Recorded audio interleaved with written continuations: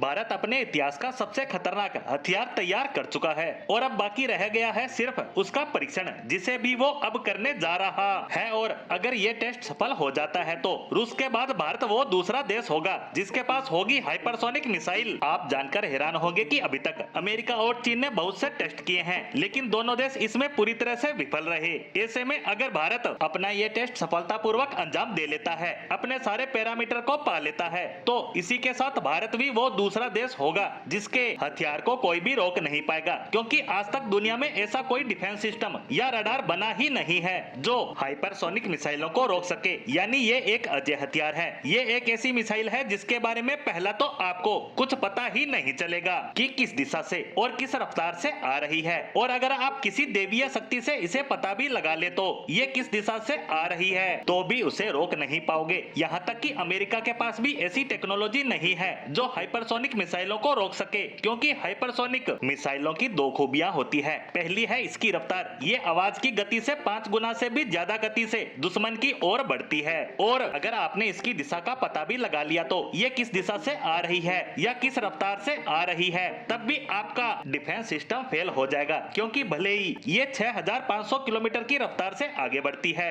फिर भी ये हवा में अपना रास्ता बदल सकती है, क्योंकि इसमें ग्लाइडिंग कैपेबिलिटी होती है। अगर एयर डिफेंस सिस्टम से मिसाइलें छोड़ भी दी इसे मार गिराने को, तो ये उनसे बचते हुए दुश्मन पर कहर बरपातेगी, और इसीलिए ऐसी मिसाइलें बनाने के लिए पूरी दुनिया मशक्कत कर रही है। लेकिन अब आपका सवाल होगा, जो लोग डिफेंस की खबरों पर नजर रखते हैं वो कहेंगे कि यह भारत का पहला हाइपरसोनिक मिसाइल टेस्ट कैसे है, क्योंकि पिछले साल ही भारत ने हाइपरसोनिक मिसाइल का टेस्ट किया है जो सफल भी रहा था। तो आपको बता दूं कि वो हाइपरसोनिक मिसाइल टेस्ट नहीं था, वो एक HSTDV था, यानी हाइपरसोनिक टेस्ट डेमोन्स्ट्रेशन व्हीकल। यानी जो हमारी हाइपरसोनिक टेक्नोलॉजी है उसको टेस्ट करने के लिए एक प्रकार का व्हीकल था, एक प्रकार का ट्रांसपोर्ट सिस्टम था। यानी अब तक हमने जितने भी हाइपरसोनिक टेस्ट किए हैं वो सिर्फ अपनी टेक्नोलॉजी को चलाने के लिए किए थे, लेकिन अब जो टेस्ट होगा वो एक टेक्नोलॉजी पर वारहेड लगाकर किया जाएगा। यानी ये एक प्रॉपर हाइपरसोनिक मिसाइल टेस्ट होगा, और इसका टेस्ट कभी भी किया जा सकता है, और हो सकता है कि इसकी नो टाइम वार्निंग पहले जारी ना की जाए, क्योंकि चीन इसमें हर बार की तरह रोड़ा अटका सकता है। क्योंकि भारत अपनी मिसाइलों के परीक्षण के लिए जब भी बंगाल की खाड़ी में नो टाइम वार्निंग जारी करता है, चीन अपने वेसल शिप